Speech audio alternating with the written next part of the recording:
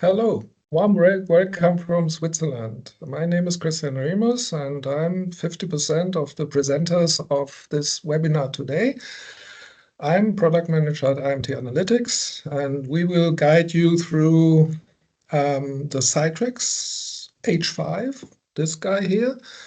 We will talk a little bit about what the CITREX is offering, but the main part will be how we would tackle a good gas flow measurement and the do's and the don'ts for that. And on the end, we will also have a little bit of hands-on and show you the settings which are responsible for a good gas flow measurement. I will hand over to Daniel so he can introduce himself too. And so take it away, Daniel. Yeah, hello everyone. My name is Daniel Benz. I'm based in St. Petersburg in Florida, and I'm the managing director of our US sales and service entity here. So with that, I'm going to hand it back to Christian. Okay, thanks, Daniel. I will just give you a brief introduction into the CITREX H5 and just start with the scope of delivery. So when you order a CITREX H5, you will get the device itself, and there is also this bumper around, which is kind of a protector. This is already included in the set. You will also get a micro SD card and an adapter for the micro SD card for the data transfer. You also get adapters, international plug adapters for the device. So for the US, for the UK, European power plug, and also you get a car adapter for this. And then there is lots of interesting and very important stuff. There will be a filter, there is a smart lung test lung you will get an adapter set, you will get a high pressure this adapter, and you also get, and Daniel will come to that in a few minutes, an inlet pipe which plays an important role in getting good gas measures.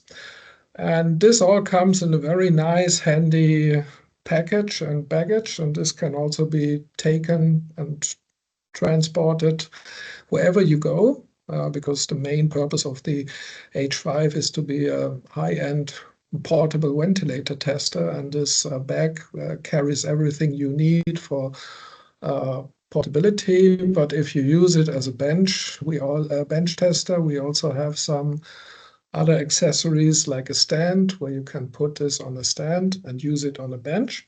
So there are lots of opportunities. You can get more information on our website and see the full range of accessories for the H5 and for the other ventilator testers we're offering. You can also use enhancements like the FlowLab software. I think this FlowLab software would require a separate webinar to show you all the possibilities you can do and make with the FlowLab software. It's for endurance testing. You get lots of graphs. You can create test sequences. So I think in the future we will make a full webinar just about FlowLab because it's a very useful and valuable tool. And also when you want to make a full anesthesia ventilator or anesthesia machine tester, you can also have a multi-gas sensor which is measuring volatile gases and CO2 for testing anesthesia machines. Looking at the electrical interfaces of the H5 is that when we go from the left to the right, if you're looking at the front, you see that 4.3-inch touchscreen.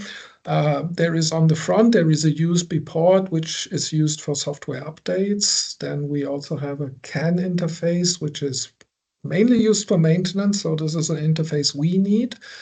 There is an Ethernet port when you go for device configuration or when you want a data interface or when you want to connect it to the web server. There is the RS232. That's a data connection if you want to directly connect to the PC. Then we have the analog out. So you can, for example, attach an external trigger device. So the CITREX is more or less is remote controlled. And there is a second USB port where you charge the device. So this is for device charging, and the other one is for software updates. And then you have the oxygen sensor port and the interface. And this current illustration is just showing the H5 without the oxygen sensor, but you will also get the oxygen sensor on that short cable, and then you connect it this way. So then you have a full oxygen measurement integrated in the H5 too. And there is also the micro SD card, which I showed a few seconds before. The micro SD card also carries the firmware of the device, so do not erase folders in there if you just want to get your data, if you don't want to take the data out of the Ethernet port or the RS-232. You should be aware that only the data folder is the one you should access. The other one you should just leave as they are on that card if you want to use the card. So on the other side, we also have, of the H5, we have the high pressure connector for high pressure measurements up to 10 bar. And we have the differential pressure ports. Since the device is very black, so it's not very good on the illustration, but these are for differential pressure measuring. And this is the main flow channel for, I think, most of the measurings for ventilator testing you want to do. A very brief introduction into the device itself. And now I will hand over to Daniel. Okay, thank you so much, Christian, for this introduction. Before Christian gives you a demo on the CITREX H5 itself, I have the pleasure to go through some important basics with you on how we can master precision in gas flow analysis. And all these important things actually have to happen before we even start measuring. So in order to ensure precise measurements, there are 4 things that you should do before you start measuring with your CITREX H5. Number 1 is to allow warm-up. So this is actually to avoid that you take measurements while the sensors of the device are undergoing some warm-up related temperature drifts. It's important that the CITREX H5 and your device under test are both warmed up before you start taking any measurements. The CITREX H5 needs about 10 minutes to warm up, and for your device under test, you'll have to check the user manual or service manual. Usually they specify a warm-up time for these devices as well. If you can't find that information, a good practice value is about 30 minutes to let the devices warm up. The second thing to do before we start measuring is to perform necessary calibrations. Depending on the application, the following calibrations should be carried out. So the first one, most important one, is the zero offset calibration, and that applies to any measurement task and should always be done. The purpose here is that we avoid to actually take measurements with sensors that have drifted. So it's crucial that we perform the zero pressure calibration, the offset calibration, after the warm-up of the device. And as you can see in this illustration on this slide, it's particularly important to avoid an offset on the flow measurement, because this actually amplifies as error in the volume measurement, since volume is calculated by integration of the flow signal over time.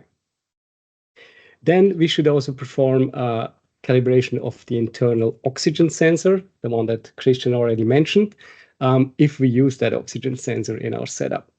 And last but not least, if we use the OR-703 sensor with our CITREX H5, that one needs to zero offset calibrated as well. You will find, by the way, information about how to perform these calibrations in the user manual of the device. Number 3 on the list is to check your setup. And there are actually 2 main considerations for the CITREX H5. The first one is that we avoid turbulence of the gas through the device, for example, by having kinks like T's or any kind of elbow connectors right in front of it. That's why for high precision gas flow measurements, we always recommend to use the included inlet pipe, for proper flow lamination. As Christian has already pointed out, that's part of the set. Additionally, it's very important to always use the included dust filter in order to protect the flow measurement system from contamination. And always ensure that your clean side of the filter is facing the CITREX H5. So the ideal setup for high precision gas flow measurement, actually you can see here on the lower side of the slide, is to have the dust filter and then the inlet pipe in front of your CITREX H5 in upstream flow direction. The fourth and most important point is to check your settings. And we're going to spend a little more time on that because I want to make sure that you know the settings and you understand why this is important. So the purpose here is that we avoid measurement errors by unsuitable settings for your specific application.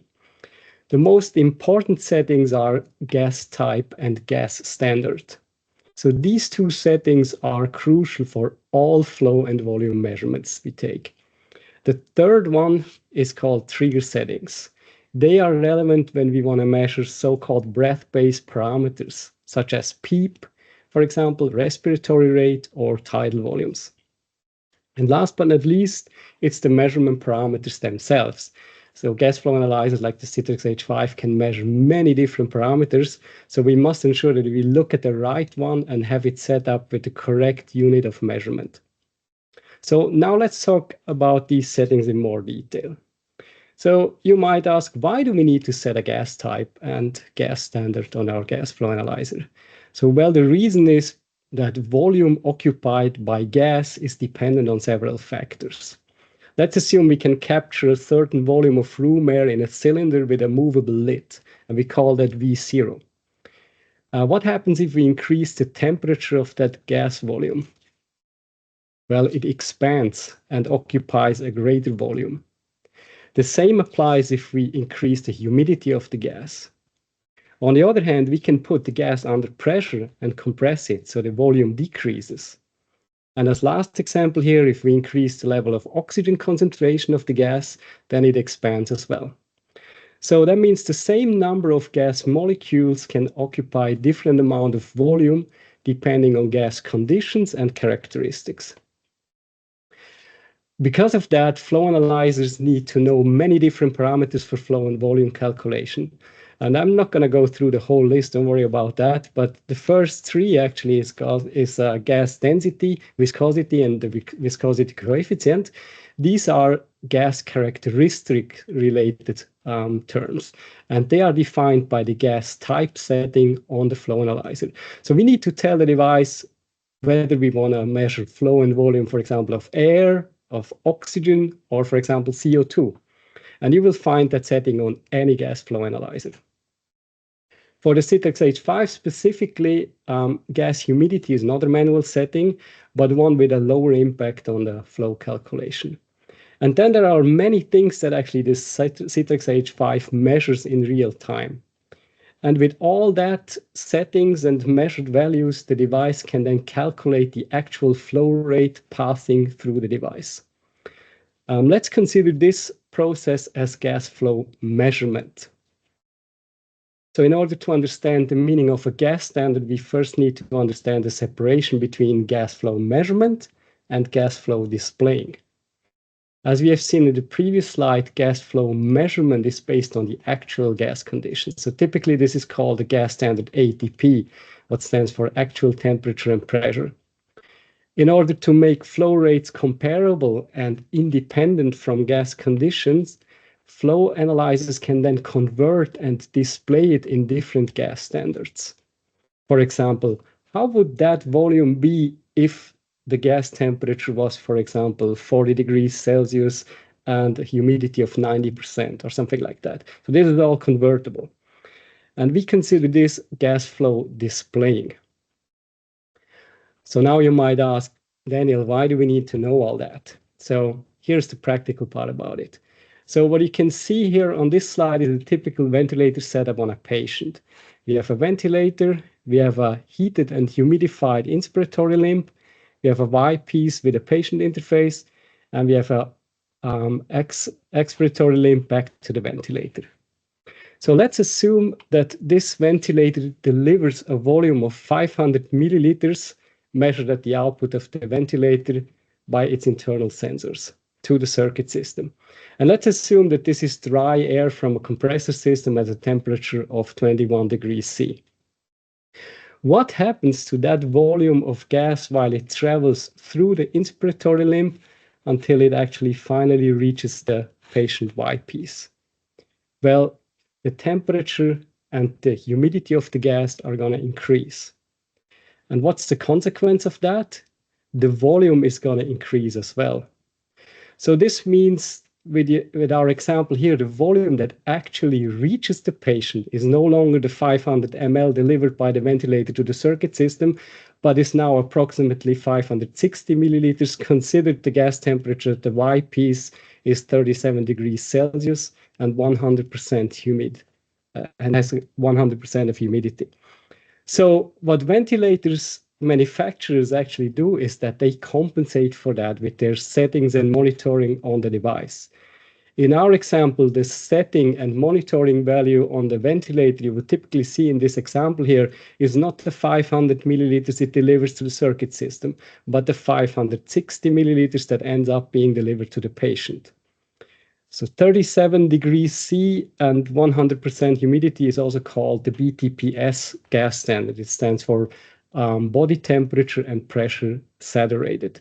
Therefore, many ventilators actually display volumes and settings in the BTPS gas standard to reflect volumes actually reaching the patient. So what's the issue here? Well, when we test such a ventilator with our gas flow analyzer, the test setup typically looks like you can see on this slide.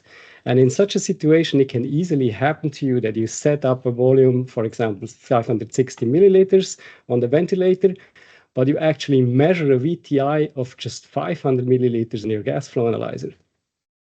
So how can that be? Well, assuming the ventilator setting is using the BTPS gas standard, we learned earlier that this device is going to underdeliver in volume. So even though the setting is 560 ml, it's only going to deliver about 500 milliliters, that is, as it considers an increase of volume in the patient circuit system caused by an increase of the gas temperature and humidity as it travels along the circuit until it reaches the patient. But unlike our previous discussed patient setup, in our test setup here, the conditions of the gas are not going to change. And therefore, our gas flow analyzer then measures just the 500 ml actually delivered by the ventilator. And if that analyzer is then set to gas standard ATP, which means actual temperature and pressure, it only displays the 500 milliliters as VTI. So what we do in this example here is we compare volumes in different gas standards, BTPS on the ventilator versus ATP on the gas flow analyzer. And as you can see, this can lead to significant measurement errors. So how do gas flow analyzers tackle this problem? Well, they let you display flow and volume in different gas standards. The only thing you really need to remember is that the gas standard on your setting on your gas flow analyzer, like the CITREX H5, must always match the gas standard used by the device under test. Different ventilator manufacturers use different gas standards. So the most common ones are called BTPS and STP. The only thing you really need to figure out is what gas standard is being used by your device under test, and then you have to set the same gas standard on your CITREX H5. Most ventilator manufacturers actually specify the gas standard in their technical documentation, or otherwise they will be able to tell you when you ask them. Back to our example. So if we ensure that our gas standard on the gas flow analyzer is matching the one used by the ventilator, the displayed volumes should match, as we are now comparing apples with apples. Other critical settings of gas flow analyzers are the trigger settings. And while gas type and gas standard are crucial for the gas flow measurement, the trigger settings are important for the so-called breath-based parameters. So trigger settings are used by the gas flow analyzer to identify the start of an inspiratory phase and the transition from inspiration to exhalation. this is necessary to calculate breath-based parameters such as tidal volumes, a respiratory rate, or a peak and expiratory pressure known as PEEP. Without triggers, the gas flow analyzer can't measure these parameters.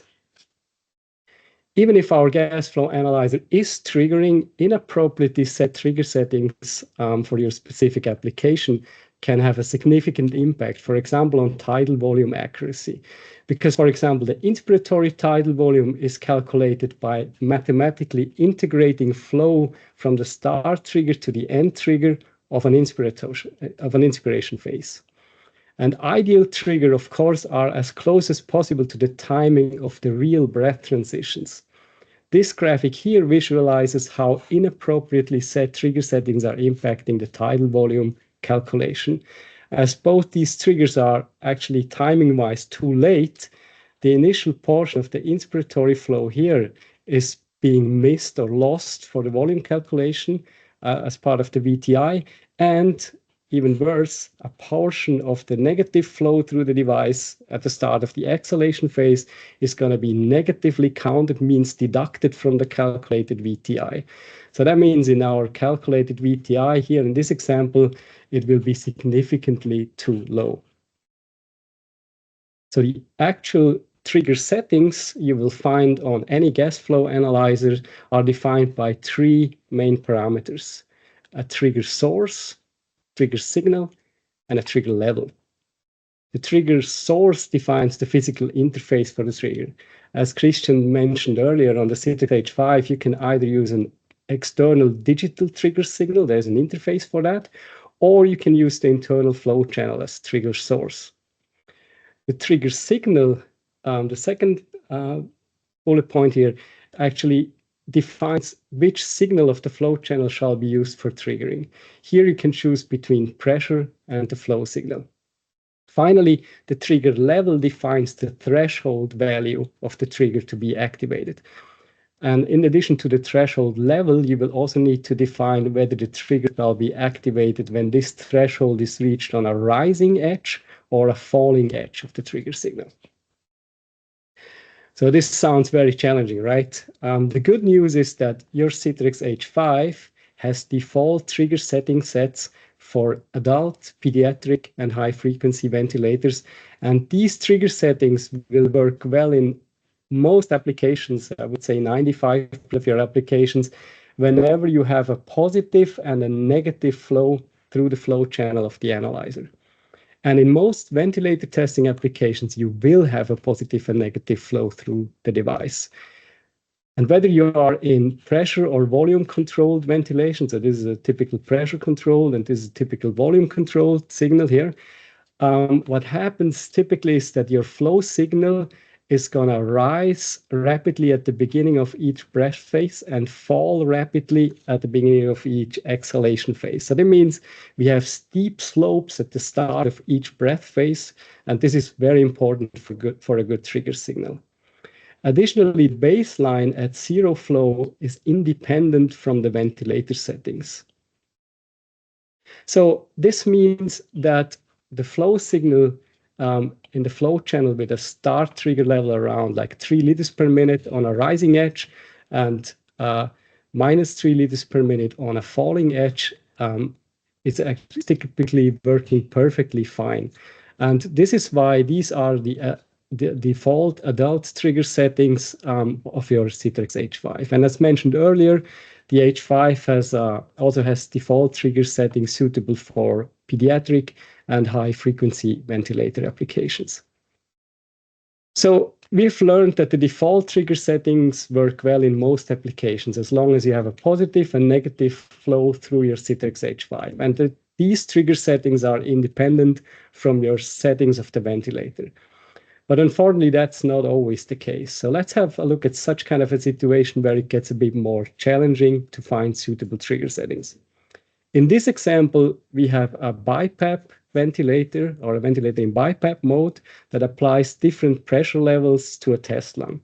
And the test setup is equipped with a defined leak here in front of the test lung to simulate the typical patient setup in non-invasive ventilation, for example, a mask with a leakage. In this application, there is no negative flow through the analyzer during exhalation phase. So this means that there's never going to be a negative flow through your gas flow analyzer. And this means that our previously discussed default trigger settings are no longer going to work. A typical resulting flow waveform you can see here is also not suitable as a trigger signal because there is no steep falling edge of our slope here of our signal at the transition from inspiration to exhalation. On the other hand, our pressure signal actually looks pretty good for triggering. So let's have a look how something looks like in a real-world scenario. So in such a case, these pressure levels are actually named IPAP and EPAP in BiPAP ventilation. And in such a case, you would typically set the start trigger level on a rising edge about 1 millibar above your EPAP value, and the stop trigger setting around IPAP minus 1 millibar on a falling edge as the end of the inspiration phase. However, and that works perfectly fine, but however, the challenge here is that the pressure levels are going to change when you change the settings on the ventilator. So let's assume your first test settings is IPAP of 6 and EPAP of 2 millibar. So then you would set the start trigger level to about 3 millibar and the stop trigger level to about 5 millibar. And let's assume your next set of settings that you have to test with that ventilator is 8 millibar of IPAP and 4 millibar of EPAP. So once you apply the settings on your ventilator, your CITREX H5 is not going to show any breath-based parameter anymore. Why can that happen? Well, it's because your gas flow analyzer is no longer triggering at the start of an inspiratory phase, as the trigger level we selected earlier of 3 millibar is no longer sufficient in this situation. As you can see in this updated graphics here, the start trigger is never going to be reached as our pressure level is now too low. So that's why the CITREX H5 is no longer able to trigger and therefore no longer able to show any parameters or any breath-based parameters. To resolve this, we will have to adjust our trigger levels to the new situation and move them up to a higher level along with our IPAP and EPAP level. So as you can see in this short example, is that it is under some conditions, it's crucial to understand the meaning of the trigger settings and how to find appropriate ones to ensure accurate measurement of breath-based parameters. So last but not least, on the settings side, we must ensure that we look at the right measurement and have it set up in the correct unit of measurement, matching the measurement on your device under test. And ventilator manufacturers use all kinds of different terms and modes for their performance verification. So that's why the CITREX H5 is able to measure and calculate more than 25 different parameters. And it allows you to configure and save your measurement screens so you can customize them for any specific application. All right, with that, I would like to hand it back over to Christian to give you a demonstration on the CITREX H5 and how this device can support you with these challenges. Okay, thank you, Daniel. That was quite a lot of invaluable, very valuable information here.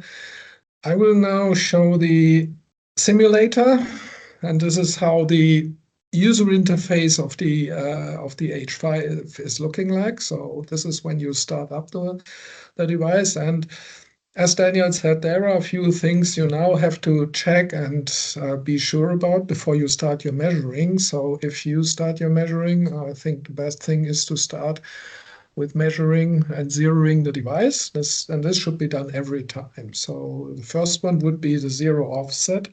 So you have to unplug everything that's connected to the device. So if you already have started to connect the ventilator to the H5 after the warm-up phase, please disconnect for a second, and then you can start the calibration. This only takes a few seconds. And now every sensors are zeroed, and you will get a message that they are successfully zeroed. When you go back, you can also, if you are not working with an oxygen sensor, you can calibrate a 1-point calibration for the room air or for the oxygen which is in the air. I can do this here, but it doesn't make much sense because it takes around 2 minutes. And if you're working with oxygen, you can make a 2-point calibration. So this measures or calibrates the oxygen on 21 and on 100%. This takes around 4 minutes. And this should also be done for before every measuring. Here there is this part grayed out. This would be the zeroing of the multigas sensor, which is currently not connected. That's why it's grayed out. But if you would connect and want to test some anesthesia devices, there would be a third zeroing before carrying on with your measurement.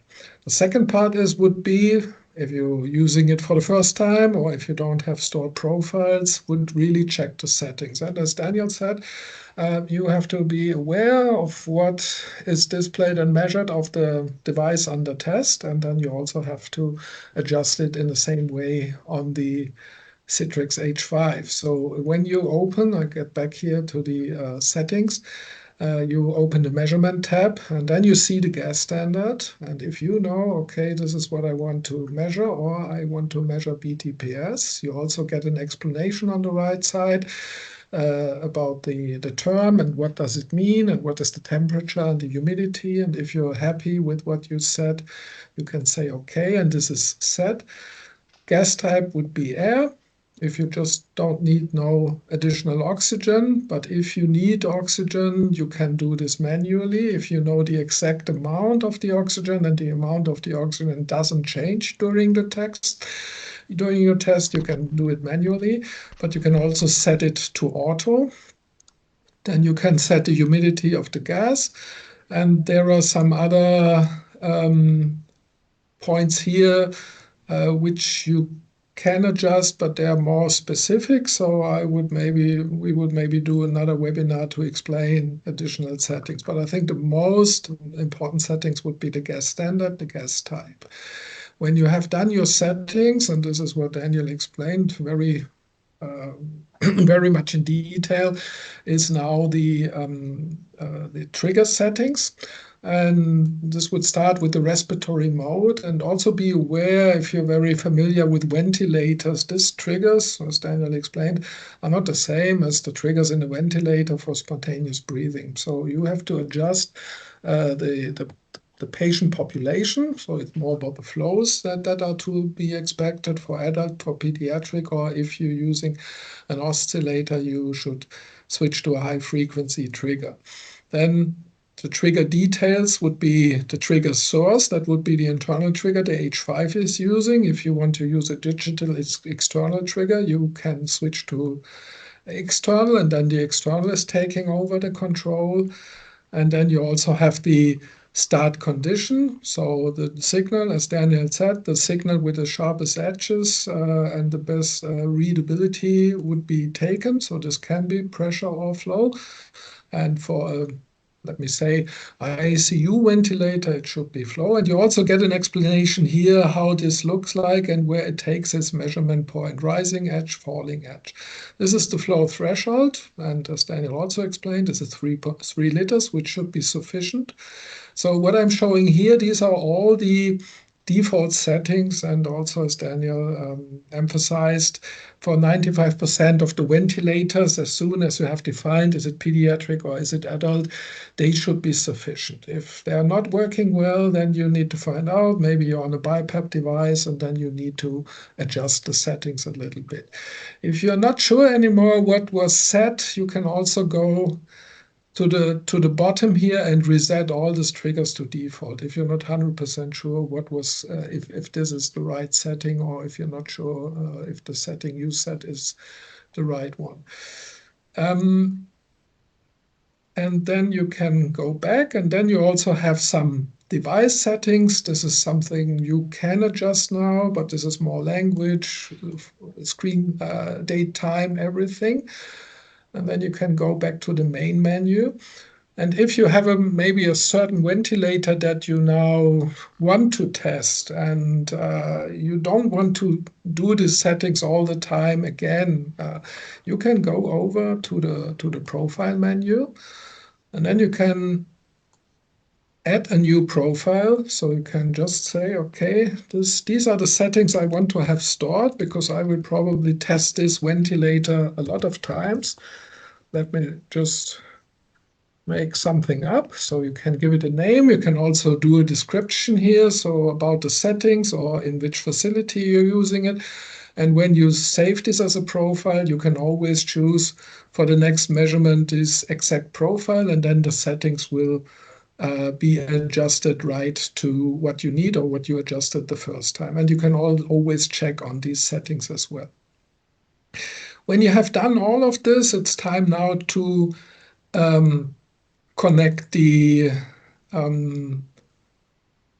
ventilator to the device. And it's also important, as Daniel also said, that you have to think about not having any kinks, T pieces, L pieces, strange connectors. It should be very straightforward in a way that this should be the scenario that it's looking like. So there is the single limb, dual limb circuit, then you have the filter, then you have the inlet pipe. On the other side of the CITREX, you have the test lung or the balloon or whatever you would need as a reservoir. That's very important, and I just want to remind you of that. Because I would say most of the problems and also the questions we get from customers come very often because not using the inlet pipe or not following the script on this. Okay, back to the simulator. Now, when we open the measurement, you will see now the screen. Now the ventilation has started. You have connected your ventilator. Now you see the data here. You can add additional monitoring data. Maybe it's not really visible right now, but there is a plus. So if you go there, you can decide, I want to have an additional value here. That might be P peak. I can also give it a special color if I want. So I can say every pressure, for example, will be red, every flow will be blue. So you can also customize each and every measurement you want to see, and you can also decide if it would be millibars or centimeter of water, and then you can correct this, and then your P peak is already here at your side. You can go up to 8 values, and you can move them up and down. But you also see these 4 dots or 4 lines, so you can also swipe to the next, and there you have even more of these parameters. And Daniel showed you a screenshot in his presentation that there were some reds, some blues, some oranges, so you can really customize your screen here easily. And then you go on the next one, and then you can also have additional waveforms and curves. You can also stop those curves, make your measurements, and if you move this, you have even more additional values. So it really shows you very, very much of data. This data can also be downloaded. You can connect it to a PC. You can use FlowLab. If you touch on this data, you can edit it and change it if you want to give it a color, as I showed a minute before. And this can be done all the time and on the fly. And if you are lost, you can either press the 6 little dots on top, then you're back in the main menu. You can go back on the measurement screen, and then you're back at the default setting of the measurement screen. Another thing to make measurements even more comfortable are the applications we are offering for the CITREX. So there are several ventilators already integrated, and they show the full verification process. So if you, for example, would like to verify a Philips V60, you get the information of one and how you do it. And then you can start your inspection and your maintenance from A to Z with everything. You see these are 64 steps, so you can go through the full verification, do your testing, and at the end, when you're done with it, and I can maybe show you this very quickly, to have just a short application. When we have a quick verification, you see also some illustrations on how to connect to the ventilator, and then you have to, what do you have to choose then, and then you will be really guided step by step. And when you're done with the whole process, you can even sign this, so you can tell this is the company, this was your name, and if you want, you can sign with your name. And when you export this, then you get a PDF which can be downloaded as a full test report. And this makes everything much, much more convenient than doing this all manually. And maybe also have some errors in transcription errors. So this can be all done within this app. And this is, I think, very, very comfortable. We're always working on increasing the range of available ventilators. Currently, we have 9 ventilators available, but we're also working on to extend this library here. Okay, so this is, in all shortness, what you have to do on the H5. So be aware that you zero and calibrate the device before testing. Check your settings, either via the profiles you're using or when you do it manually. Always check the gas standard and the gas type, because if you do it not, if you have a wrong gas type or wrong standard, you can have measurements which are off by 20% and more. And this is something you surely want to prevent. Okay, I'm done with my part of the presentations. I'm saying thank you to all and happy you joined here. I hope you enjoyed it, and I will get it over to Daniel. Yeah, thank you very much for your time today. I know you're all busy, so it means a lot to us that you've taken your time to join us today. So yeah, thank you once again, and we'll see you next time.